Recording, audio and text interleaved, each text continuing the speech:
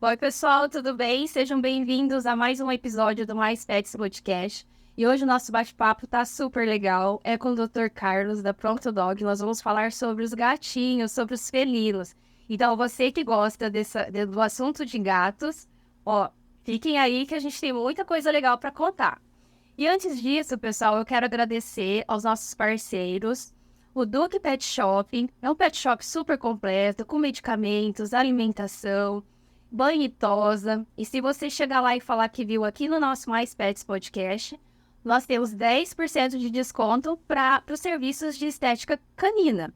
Tá bom, pessoal? E também temos a Cris Doces e Salgados, que faz vários eventos, confraternização, reunião. Se vocês precisarem de salgadinhos, docinhos, liga lá para a Cris, que ela faz para vocês, ok? E tem também a Cozinha Pet Santé, que é uma cozinha especializada em fabricação de alimentação natural para cães e gatos. Lá é tudo fresquinho, gente, tudo assim, os ingredientes todos muito fresquinhos para fazer uma alimentação balanceada, completa e congelada que você consegue armazenar no seu freezer. Também quero mandar um super beijo para os arquitas do IAS, do Instituto Alex Santos, que é um centro de formação de atletas. Então agora, pessoal, vamos para o nosso bate-papo. Dr. Carlos, obrigado por ter vindo, obrigado por ter aceito e colocado um espacinho no seu tempo, né, que a gente sabe que é muito precioso. E aí a gente queria conversar um pouquinho com o senhor. Dr. Carlos, ele é doutor, médico veterinário, professor universitário, né? Então, eu gostaria que o senhor se apresentasse um pouquinho para a gente conversar. Bom, primeiro, agradecer o convite de vocês, certo? É um prazer estar aqui hoje, poder falar um pouquinho da experiência, né? Afinal, são alguns anos já na estrada aí, trabalhando diretamente com os pets, né? Tanto cães e gatos, hoje até mais gatos do que cães. Então, para mim, realmente é uma honra e um prazer estar aqui, podendo ajudar, né, a tirar algumas dúvidas que muitas vezes são rotineiras, que são frequentes. Eu sou médico veterinário, né, também professor da Universidade Unicesumar, e professor ali há 25 anos. Né? Minha clínica Pronto Dog, ela funciona há 40 e eu estou lá há 32 anos, ou seja, tem uma estrada grande aí.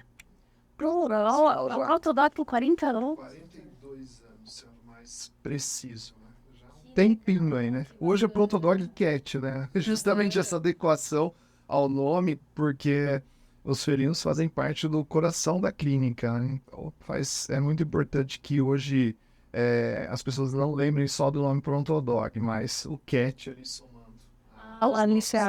Legal. Eu lembro que, bom, a minha pequena, né, já foi lá algumas vezes e assim, eu lembro de muitos anos realmente, a gente já tá ali com vocês e... Eu sou da segunda geração da Pronto Dog. Hoje nós estamos na terceira e quarta geração já dos médicos veterinários ali. Ela foi inaugurada na época, ela era na 15 de novembro. Era 1980, 1980 exatamente, 42 anos hoje. Então já tem uma estrada longa aí, né? Depois ela foi ali para Avenida Céu Azul e hoje está aqui na São Paulo, próximo ao Parque Tingá. Ai, muito bacana. É uma boa localização, né? Uma área central, bem fácil de encontrar, né, doutor? E assim, a gente falando agora, né? Pronto Dog e Cat. Então, na verdade, os gatos, eles vêm tomando espaço, né, doutor? Isso a gente vem percebendo mais no Brasil, mas é uma coisa que já aconteceu fora já há algum tempo. Só para você ter uma ideia, né? No Brasil hoje existe ao redor de 25 milhões de felinos, enquanto os cães ao redor de 50, 60 milhões. 2 para 1 aproximadamente, um pouco mais essa relação. Já na Europa, essa relação inverte, mais gatos que os cães. Nos Estados Unidos hoje é mais ou menos a mesma coisa, e a tendência no Brasil é o aumento dos gatos, cada vez mais dos felinos fazerem parte da vida, como pet de escolha da família. E o senhor acha que isso vem acontecendo por quê? É uma questão de comportamento? dos felinos? Porque, na verdade, eu já escutei, assim, o pessoal falando assim, se você só tem cachorro, porque eu só tenho cachorro, né, Heitor? Aí, se você tiver um gato, você nunca mais vai deixar de ter um gatinho, porque é apaixonante, né? É, eu posso falar para você que tem vários pontos que podem envolver nesse assunto, assim, que leva o indivíduo a escolher. Eu vou começar falando um pouco sobre o que não leva a escolher o felino como um pet, fazendo parte da família.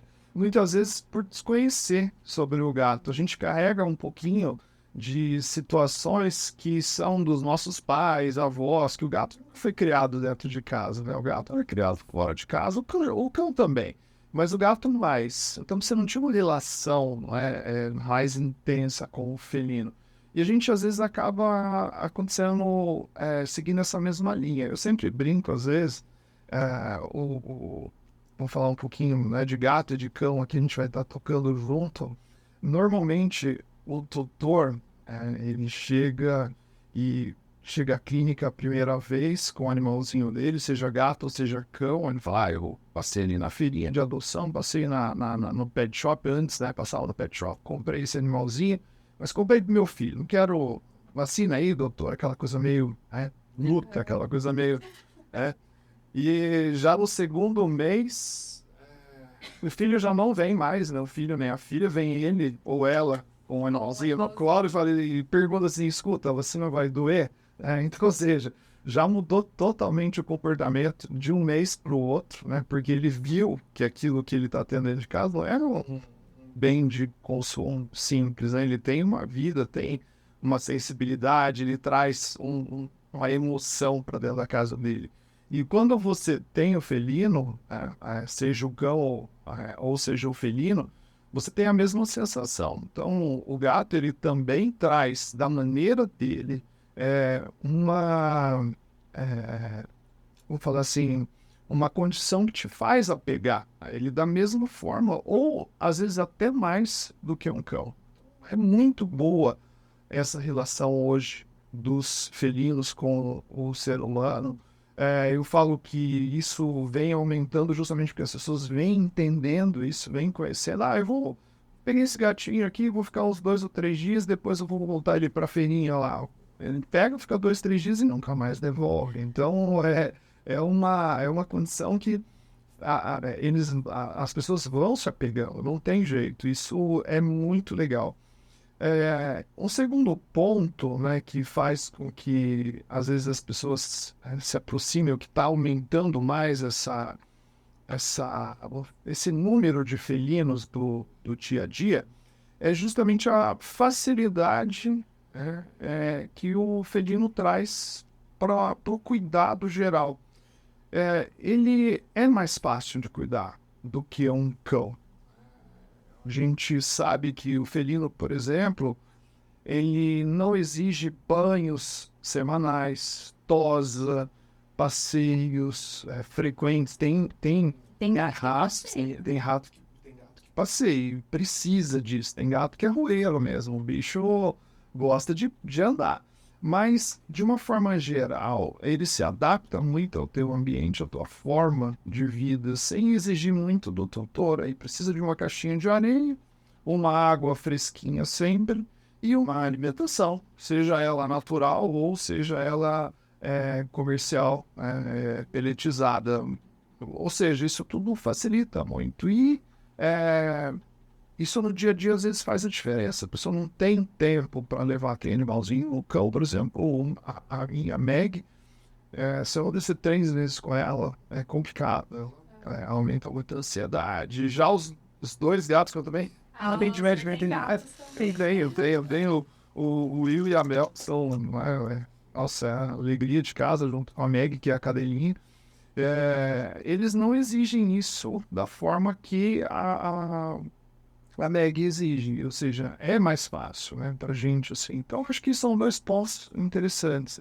O senhor diz, assim, a questão de demandar um tempo de atenção, de passeio. Nossa, é interessante isso, né? Porque a gente, assim, realmente o cachorro, se for parar pra pensar, ele tem essa necessidade da atenção, né? Ele tem a necessidade ir passear, do gastar energia. Ele precisa de um ambiente externo. Eu acho que você ter um cão confinado não é legal. Ah, eu passei uma vez por semana com o meu bicho. Pô, eu não acho interessante. Eu atendi um cãozinho que esse cão acabou morrendo com uns 14 anos, 15 anos. E se ele saiu na rua uma ou duas vezes, o doutor falou pra mim isso. Ele nunca saiu. Ele morava num apartamento confinado durante todos esses anos. E aí ele ficava na janela olhando lá para baixo para ver o que estava acontecendo. É complicado isso, né? Porque será que esse bichinho não queria passear ou o tutor não levava? Qual que era a pegada nesse sentido? E essa experiência de ter o gato, como a de ter o cão também, mas tem que experimentar, tem que sentir, tem que ter o bicho ali perto de você para você falar assim, ah, eu não gosto ou eu gosto. Você não pode falar de uma comida que não gosta de uma comida assim, Sem provar, né? certo? E o gato é bem isso, você tem que provar ele, você tem que ver, sentir, e você vai ver como é bom. E traz, traz uma alegria para dentro de casa, tanto quanto o cão traz, e movimenta, o gato interage. Então, tudo aquilo que muitas vezes cria, né, os estigmas que o gato leva, muitas vezes a gente consegue só tirar isso do coração quando a gente tem um bichinho dentro de casa mesmo.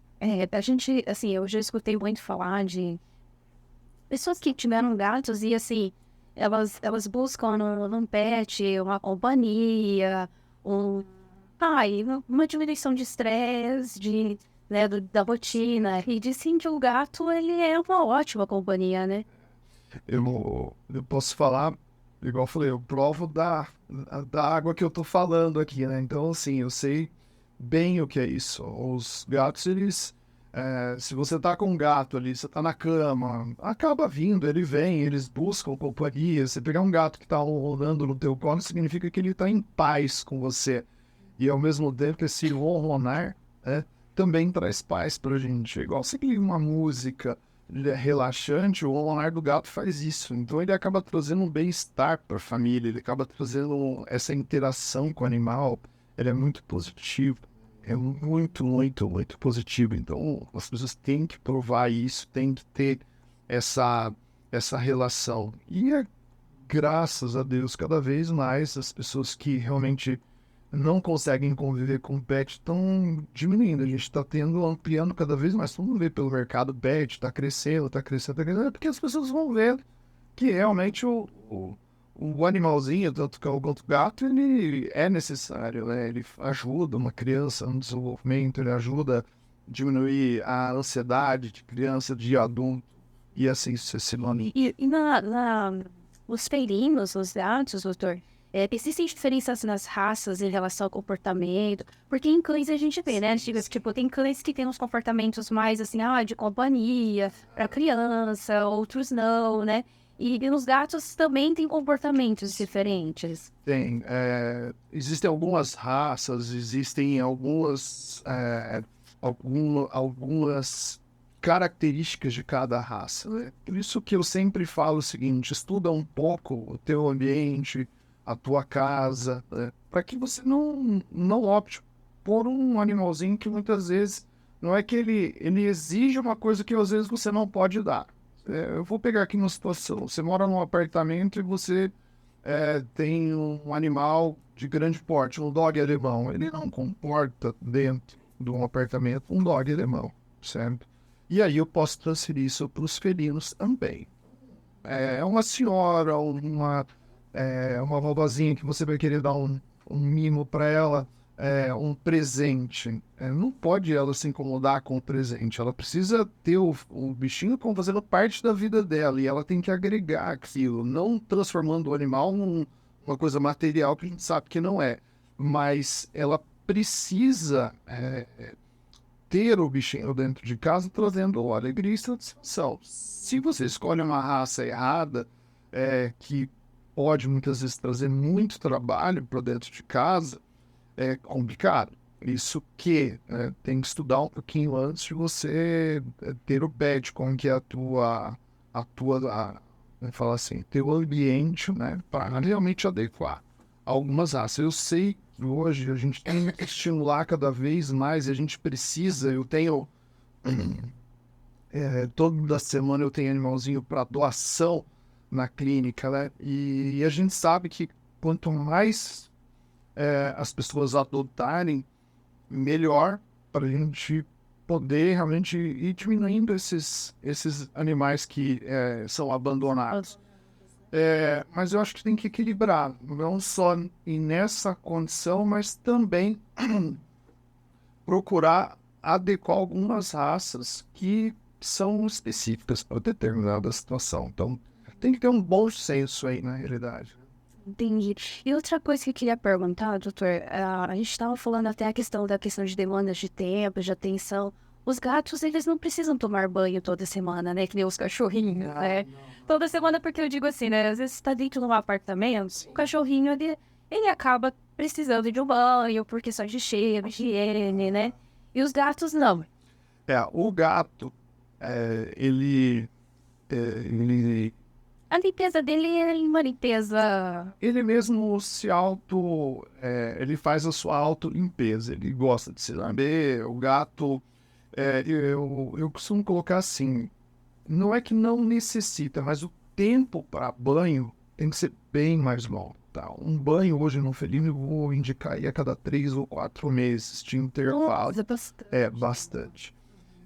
Não tiro a necessidade, muitas vezes, de uma escovação. Se você tem um gato pelo longo, você tem que estar escovado, porque se ele passa todo esse tempo, ele começa a usar igual o cachorro, né? Com dando os nós no pelo, vai tendo dificuldade para asquear, para deixar esse pelo mais cuidado, vamos dizer assim.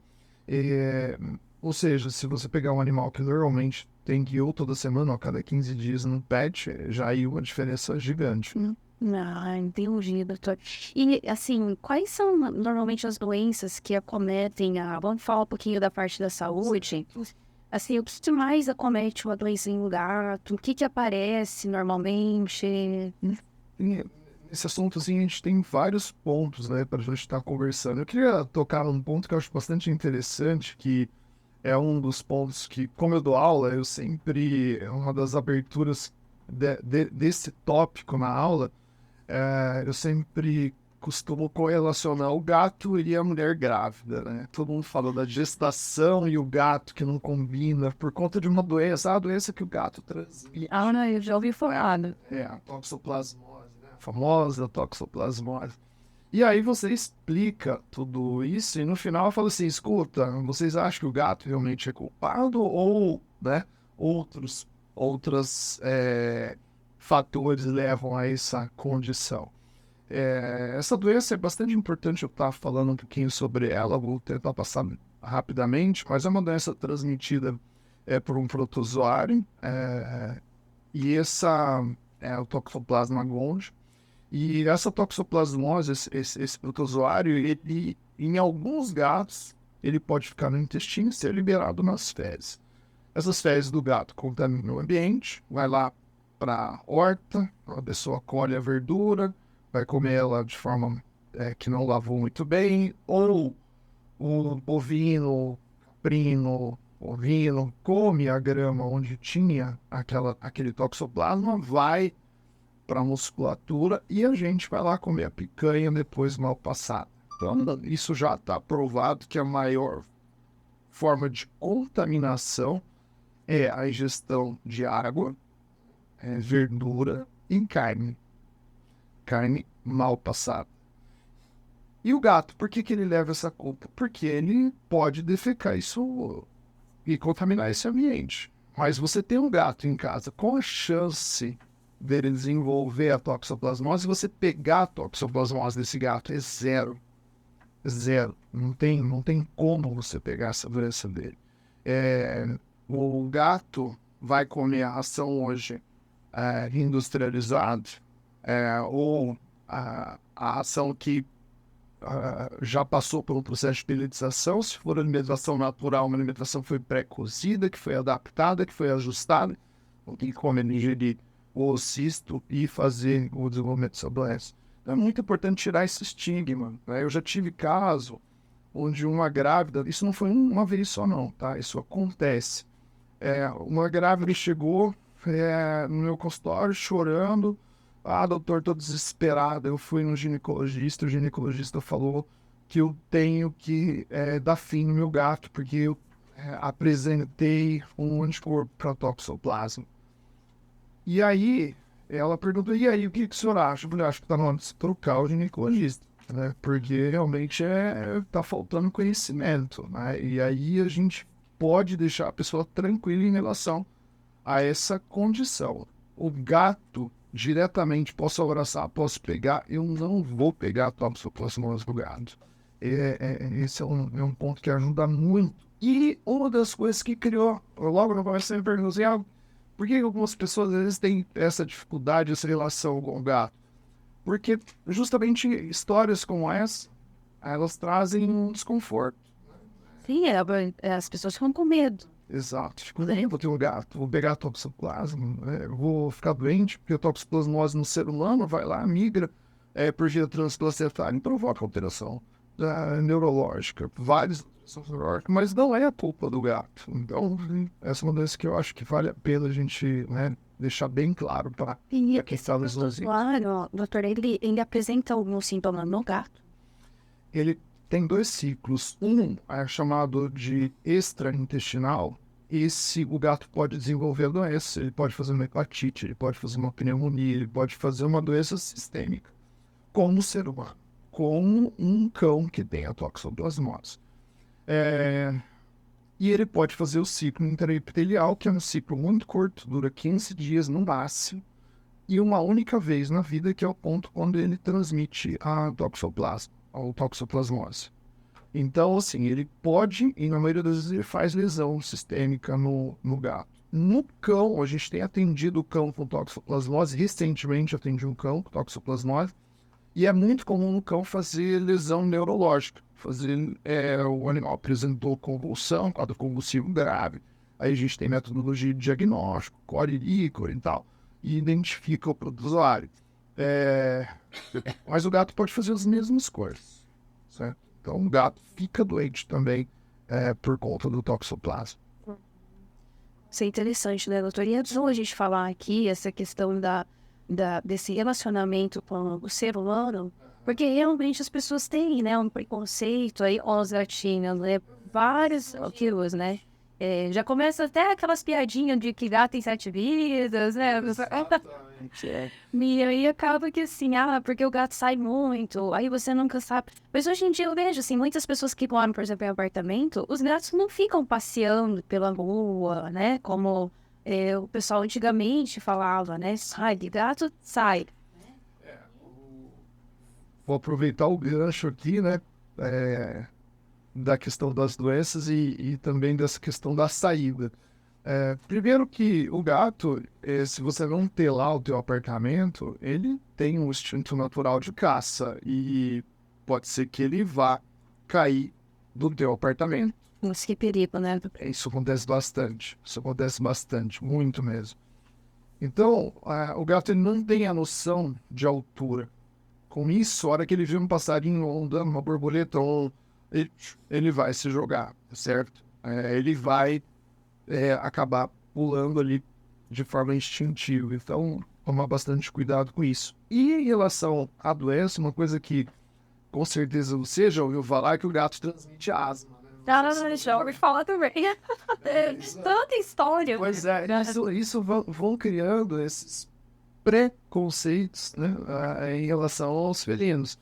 Gato transmite asma, asma é uma doença alérgica. O pelo do gato transmite asma.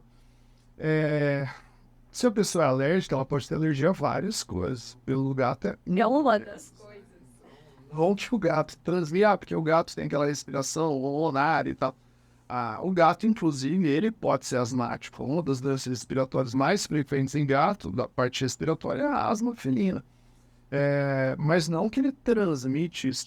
Lembrar que a asma é uma doença alérgica, uma doença que não tem cura em ser humano. O indivíduo nasce com asma e vai morrer com asma. Não existe controle, né, com medicamentos, eliminando agentes que possam provocar asma. O gato pode muitas vezes trazer componentes alérgicos. Inclusive, hoje já tem no mercado rações que diminuem o componente alérgico do gato. Não dizendo, se você é alérgico ao gato, é um componente, é uma descamação do gato, não é um pelo do gato. É uma descamação que o gato solta. Se você dá essa ração, você pode ter um gato em casa, porque esse gato ele vai diminuir a alergia ou até eliminar a possibilidade de alergia dentro da tua casa. Olha só a tecnologia hoje, né, em relação às dietas, como estão bastante para frente. Mais um preconceito aí que acho que faz parte de a gente tentar realmente colocar um ponto em cima disso aí, para que as pessoas realmente entendam que não tem relação nenhuma. É muito importante a gente falar sobre isso, doutor, porque realmente os preconceitos são grandes, né? E eu acho que isso leva as pessoas a não quererem ter o gatinho dentro de casa, né? Dentro dos apartamentos. E olha que uma dica super importante, senhor Denis, assim, a primeira coisa, uma pessoa que mora em apartamento, a primeira coisa que ela tem que fazer é ter lá um apartamento, né? Se ela quer ter um gatinho. Sim, é a primeira coisa. Ele é pequenininho. Não tem essa. O gato pequenininho, ele é ativo, ele sobe para tudo quanto é lado e ele vai. Se tiver uma janela, ele vai escolher aquela janela que está aberta. Não tem conversa. Lembrar, pessoal, né, das janelas de banheiro também, porque hoje em dia tem aquelas janelas grandes, né? As pessoas delam tudo esquece do banheiro. Né? Não, mas a do banheiro ele não vai. Vai. Então tem que tomar cuidado que vai pular.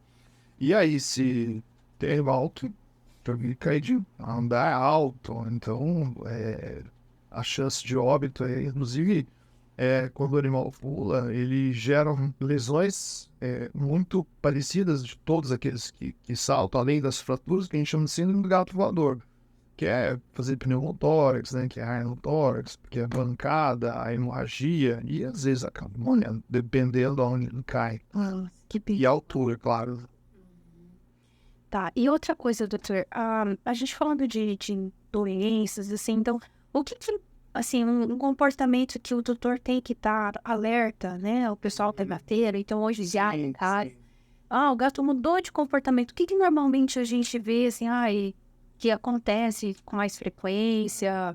É um comportamento mais alimentar, um comportamento de rotina dele? O que normalmente acontece para o tutor chegar a falar assim, opa, eu preciso levar ele para um atendimento? Bom, primeiro, lembrar que o gato ele conversa com a gente, né? Com a linguagem do gato, ele conversa. Se ele tá com a cauda de um lado pro outro rápido, se ele tá com a cauda baixa, se ele tá o miado, se é curto, se é miado longo, você começa a entender o teu gato. Por exemplo, agora que o gato deu um miado longo, ele tá querendo chamar atenção. Você chegou em casa e deu aquele miadão, assim, longo, ele tá querendo atenção, quer brincar, quer que você troque uns minutinhos ali com ele de atenção. Agora, como o gato conversa, toda vez que você já conhece teu gato, você já sabe que ele conversa com você desse jeito aqui. Hoje ele não tá assim, o que aconteceu? Né? Então você já começa a ficar ligado. Ou seja, a mudança de qualquer comportamento que você tá acostumado ali dentro, ele ficar um pouco mais isolado, ele não te procurar.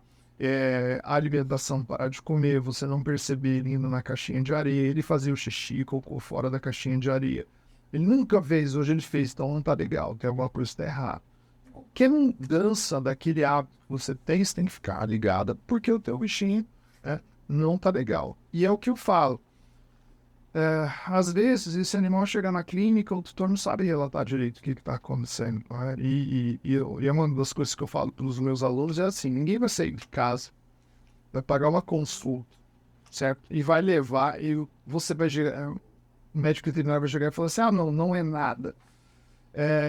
Com certeza ele tem alguma coisa e tem que ser investigado, porque o tutor percebeu alguma coisa. Então isso é uma coisa meio natural já, sabe?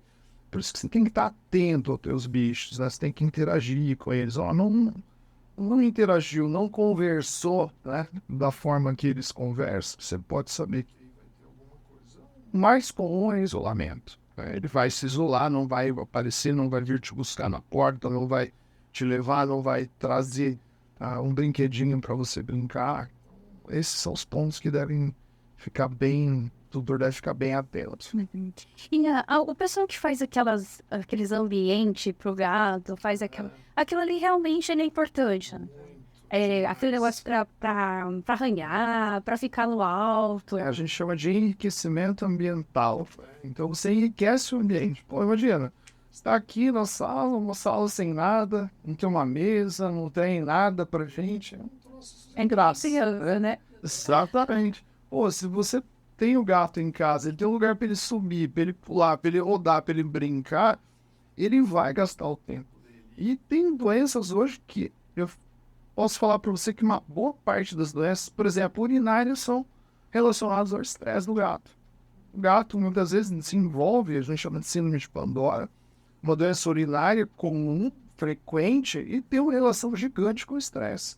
Um animal estressado desenvolve a doença. E aí, o que eu posso fazer? Uma das coisas é realmente enriquecer. Outra coisa que eu falo é brincar com ele ali um pouquinho. Né? Os meus, uma bolinha, um saquinho de mercado enrolado e uma linha e um... Já viram uma legal? É um samba ali, né? A coisa vai que vai. E quando você coloca esses ambientes, você enriquece o ambiente, né? Da tua casa, não precisa ser toda a tua casa, não precisa ser assim, basta alguns locais, né, onde eles gostam mais.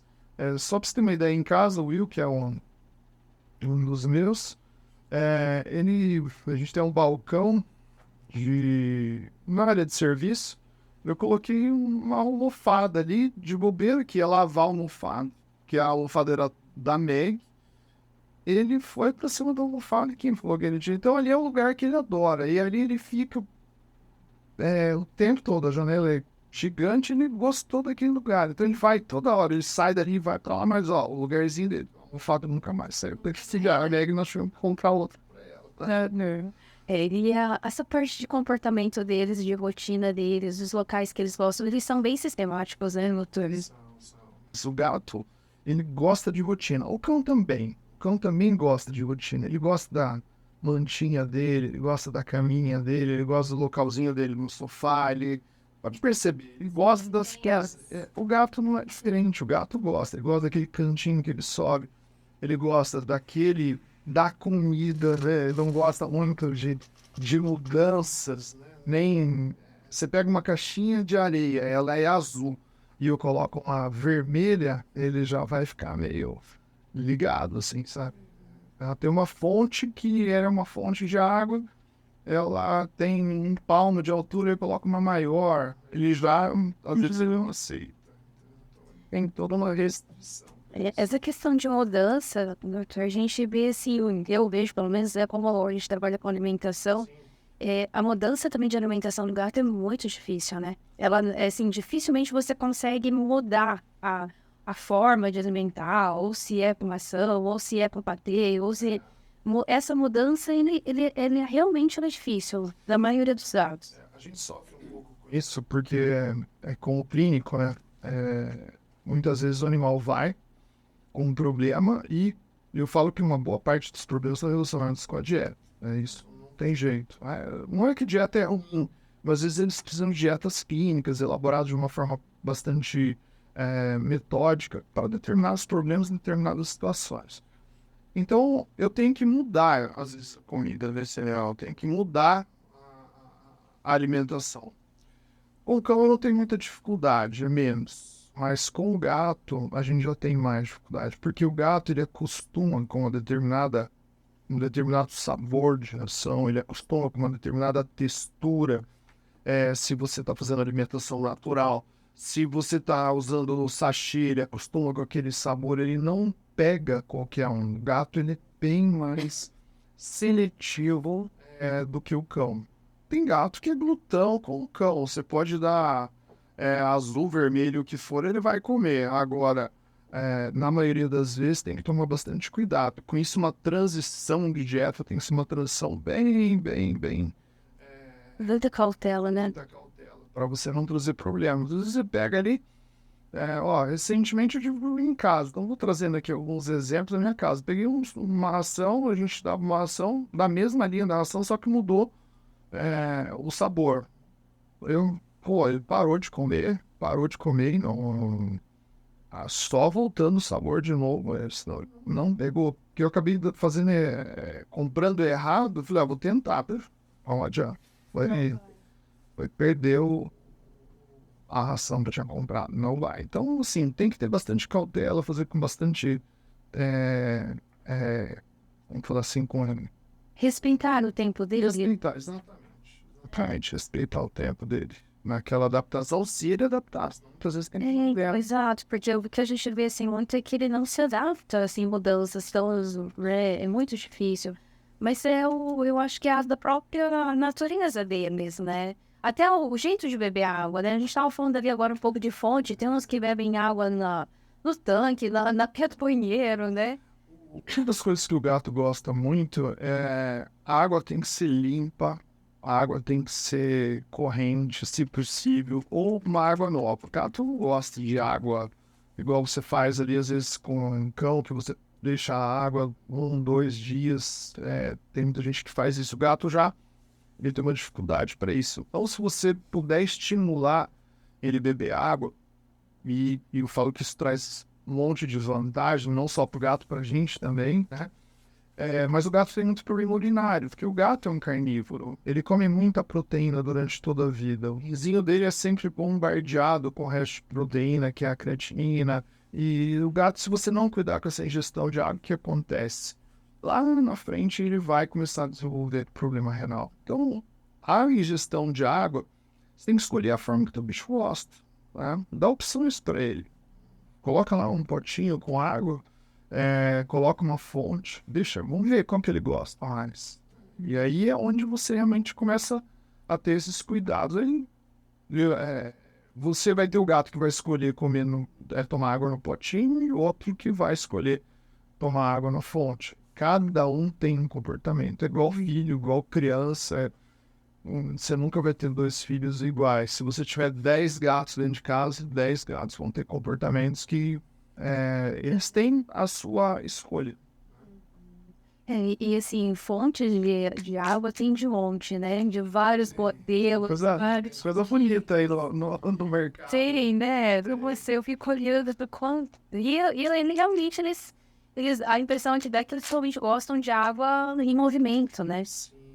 Então, tem gato que o tutor às vezes deixa lá a torneirinha da pia semi-aberta. Hoje tem bebedouros automáticos. O gato chega perto da pia do banheiro. Olha Como só. os lavatórios, hein? O gato aprende ali, ele coloca patinho, ele chega perto, o sensor já abre e ele começa a tomar aguinha. Então, ele adora isso, né? Que bacana, doutor. E uma coisa que a gente, assim, escuta falar muito em relação a essas doenças, que nem agora a gente falou de doença renal, existem também doenças hepáticas, né, em gatos. Isso é comum? O que pode originar e o que a gente tem que evitar para isso não acontecer, doutor? Bom, quando a gente fala em doença, nós podemos ter desde doenças respiratórias, neurológicas, hepáticas. Você pega a doença hepática, uma das mais frequentes, quando o gato, por exemplo, ele para de comer. Ele para de comer, ele faz um mecanismo inverso, ele joga gordura pro fígado. E aí ele faz o que a gente chama de lipidose. 2 ou 3 dias seu gato sem comer, ele já pode fazer lipidose, ele pode fazer uma hepatite inflamatória por conta disso. Então o gato desenvolve doenças como o cão, como qualquer outro bichinho que, assim, a gente às vezes desconhece algumas coisas, mas as doenças são muito parecidas. O gato desenvolve também muita doença intestinal. Hoje é muito comum isso. Eu acredito que até no dia a dia, né, você que trabalha com alimentação, acaba percebendo que uma boa parte dos animais hoje tem diarreia com alimentação. Vou falar aqui o cão e o gato. E essas doenças inflamatórias de intestino são comuns em gato, em cachorro, que às vezes, por conta da dieta, da própria proteína da dieta, o tipo de fibra que acaba desenvolvendo. Então, assim, tem muita doença, mas se você faz, né, dentro de um controle sanitário, uma boa dieta, tá? Se você faz as vacinas do jeito que tem que ser feito, certo? Se você... quando eu falo em dieta, não esquecer água e comida, certo? Se você minimiza o estresse deles ali com alguma coisinha, algum enriquecimento de ambiente, caixinha de areia, sempre limpa, trocar direitinho, limpar a caixinha de areia, um vermífugo, pronto. Cuidados depois só estéticos, coisas simples que você no dia a dia acaba fazendo, mas é muito simples cuidar. Então, vacinou uma vez ao ano, vacina quíntupla, hoje a gente recomenda, e é de raiva.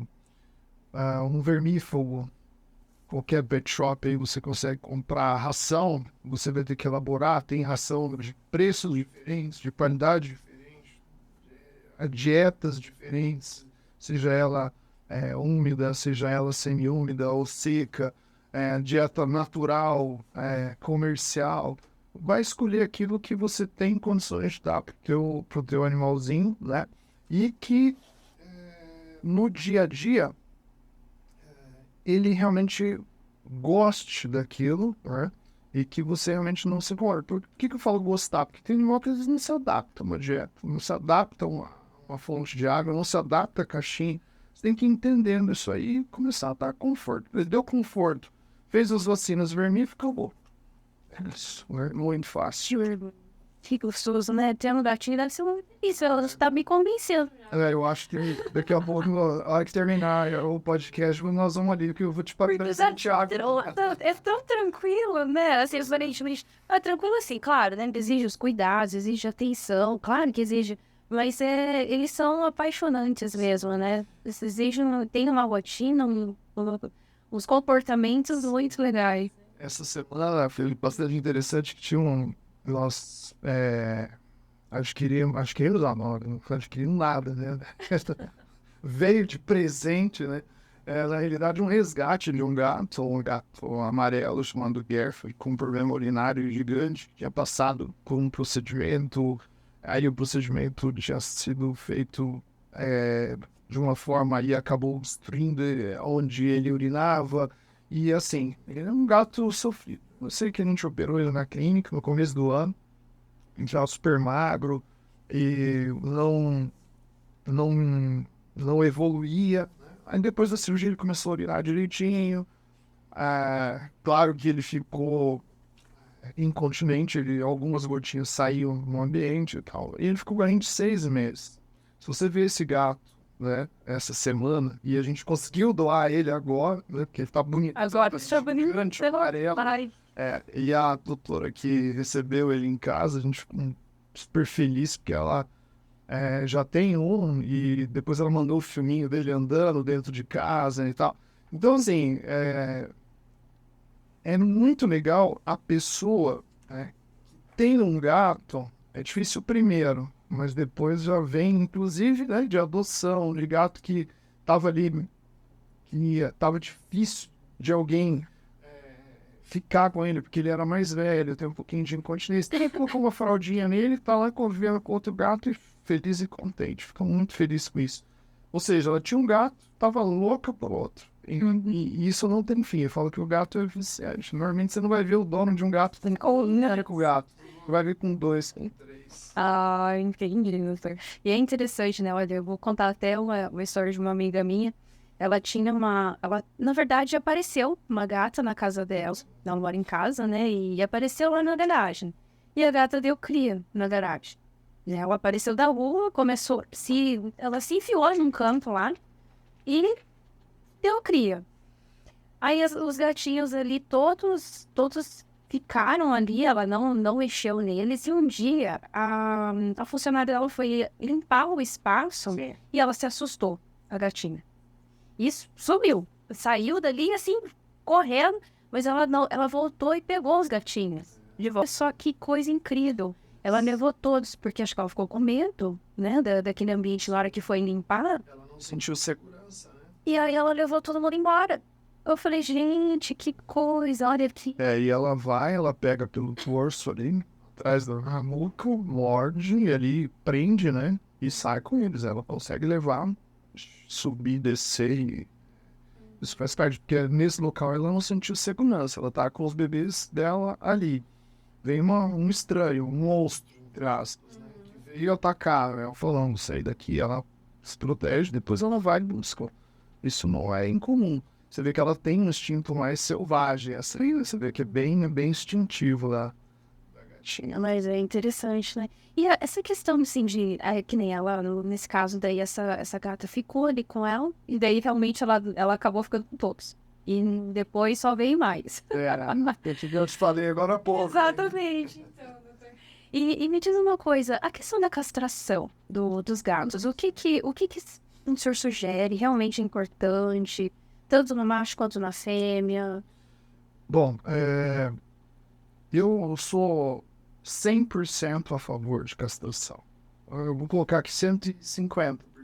Mais que 100%. Vai ser. Existe essa possibilidade. Primeiro, que hoje a gente vê, eu convivo bastante com protetores, com o pessoal que realmente vem sofrendo bastante com animais abandonados. E a castração, ela é fundamental e eu acho que a única forma da gente corrigir isso é a castração. Para realmente diminuir. E eu falo que Maringá é uma cidade privilegiada nesse ponto, né? Existem outros, mas esse projeto de castração que a prefeitura trouxe é muito legal. Hoje você consegue vaga para castrar, eu vejo a gente ali na clínica, nós fazemos, né? Ao redor de 8, 10, 12, hoje falam 15 castrações nesse programa da prefeitura. O quanto isso vai reduzir de animal abandonado, né? Maringá você anda quase não vê, né?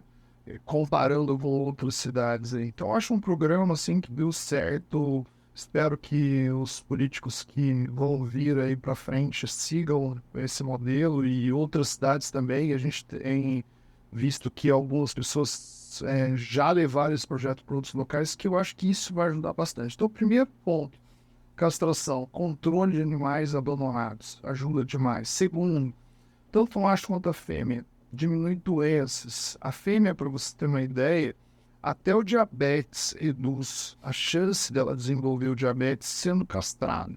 Então, diminui a chance de infecção uterina, de tumores uterinos e ovarianos. No cão, a mesma coisa. A chance de tumor, de neoplasia no testículo, comportamento. As pessoas às vezes não castram, eu vou castrar meu animal, ele vai ficar triste, ele não vai ser mais esse animal que eu tenho aqui. A gente sabe que não é. O comportamento não muda, ele só tira algumas coisas instintivas que não são legais. Por exemplo, você diminui a agressividade do animal, você diminui aquele comportamento de fazer xixi para tudo quanto é lado, que muitas vezes você está no apartamento, vai incomodar uma casa, aquela coisa de marcar território. E com isso, você acaba convivendo melhor com o teu pet. Posso listar aqui que a gente fala um podcast inteiro só sobre castração, né? Mas assim, sem dúvida nenhuma. E se você tem um bichinho em casa, faça castração. Não deixe. Mas eu só tenho um, qual que é o problema? Justamente para a saúde dele, certo? E para que você não tenha problema. Essa é a nossa...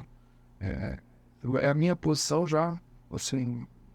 E quando castrar, né? Eu já vou aproveitar o gancho aqui. O macho, normalmente, tanto cão quanto gato, ao redor de 7 meses, 7 a 8 meses. A fêmea, logo após o primeiro cio. Então, tem o primeiro cio e castra. Alguns animais, a gente castra animais antes do primeiro cio, principalmente animais de protetores resgatados, que são animais que, se entrarem no primeiro cio, podem pegar cria. Então, quando você não tem esse controle para evitar separar um animal para que ele possa, às vezes, acabar cruzando e se envolvendo gestação, aí a castração pode ser feita antes do primeiro cio, que é ao redor do 5º ou 6º mês. Mas no restante a gente indica depois do primeiro cio. Mas eu não consigo segurar, doutor, então faça antes. O importante é castrar, certo? O importante é tirar a possibilidade de ter um monte de filhotinho igual você viu. Esses aí levaram sorte, porque a tua amiga ficou. Esse não fica. Onde que eles estariam hora dessa. Tá na rua, ia ser atropelado, o outro ia pegar a cria, ia ter mais meia dúzia de gatinho, e assim a coisa ia crescendo. Falam que essa é uma conta que um animal não castrado pode gerar até 400 animais em 2 anos. É muita coisa. Então, se a gente faz uma castração, e a Prefeitura de Maringá já está entre os... eu falo bastante isso, porque é um programa que eu gosto, né, que eu estimulo, já está em 30 mil animais castrados. Já pensou se não tivesse castrados os animais, o que seria hoje de manhã?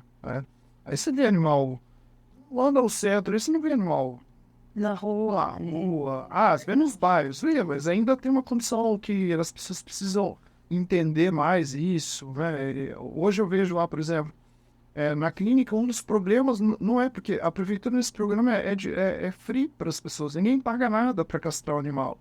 E mesmo assim, as pessoas acabam cancelando. A gente tem um índice de cancelamento de 50% das castrações, ou seja, nós ligamos para o tutor, marca e ele não aparece.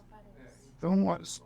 E essa conscientização, né, isso que eu acho que a nossa conversa tem que entrar um pouquinho nesse lado, é a conscientização. Não tem conversa em todos os lados, né? Mas eu falo que no cuidado com o pet, para evitar esses animais abandonados, hoje a castração, para mim, é, sem dúvida nenhuma, vou lá, vou pegar, vou recolher o animal, levar para um lugar. Isso é enxugar gelo. Agora, a hora que você castra um animal, mas não estou desmerecendo o trabalho, tá certo? Eu acho fabuloso. Na realidade, a gente tem muita preocupação com isso também. Eu atendo protetoras, a gente tem bastante contato. Então, assim, não desmerecendo de forma alguma o trabalho, pelo contrário, né, elogiando sempre o tempo, que são pessoas sofridas, muitas vezes deixam a sua casa, deixam o teu ambiente para ir cuidar desses bichos. E se o projeto de castração dá certo, se a gente consegue aumentar isso aí, a gente vai reduzir muito, muito, muito, muito o serviço das protetoras, porque a gente vai ter uma cidade limpa, tranquila, de problemas relacionados ao animal abandonado. Então, a castração, aí, para mim, sem dúvida nenhuma, muito importante. É muito menos sofrimento, né? Porque esses animais que ficam abandonados, o risco de um acidente, tem um monte de coisa. Eu que estou na clínica, eu vejo isso todo dia, né? Aí, atropelamento, o animal com N problemas, doenças infecciosas, maus tratos. Para a comunidade do problema, né? Essa questão de doenças, inclusive, é um problema. O Brasil ainda é, em alguns locais, considerada a raiva controlada, não erradicada, né? E um dos problemas se a gente for voltar a fita um pouco aqui, nós vamos lembrar na década de 80, né, o número de animais que eram eutanasiados, né, por conta da raiva. E se a gente bobear, isso pode voltar a acontecer. A raiva urbana, ela é provocada pelo cão, transmitida na maior parte das vezes por acidentes, mordedura com o cão.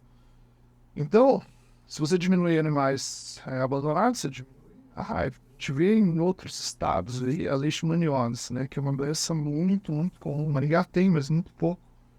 Animais também. De rua serve, não só de rua, né? Todo cão serve como reservatório, mas mais o que fica ali livre, solto. Então, quando você controla, igual a Maringá tem controlado, ou pelo menos está indo um caminho, né, que realmente é um caminho positivo, acho que isso vai trazer, está trazendo já resultados muito bons, assim, sabe? Pelo menos na minha perspectiva. Sim. Bom, doutor, eu acho que tem mais alguma coisa que o senhor queria colocar, pontuar aqui, porque o assunto é tão interessante, né, ele, assim, de trazer informações, que nessa questão desse programa da prefeitura, que faz a castração, é tanto para cachorro quanto para gato? Tanto para cachorro quanto para gato. Hoje tem a secretária, né, a nova secretária do bem-estar. É uma pessoa que talvez seja até mais recomendada tá falando do assunto, assim, que talvez um tópico aí para os próximos podcasts. Mas é um assunto bastante interessante. Eu vim aqui para falar de gato e a gente já é para tudo quanto é lado, né? Mas não faltará oportunidade para estar vindo aí e enriquecer mais um pouco na tentativa minha, claro, de enriquecer um pouco mais o conhecimento das pessoas em relação aos felinos. Sim, eu já tô até me convencendo a ter um gatinho em casa.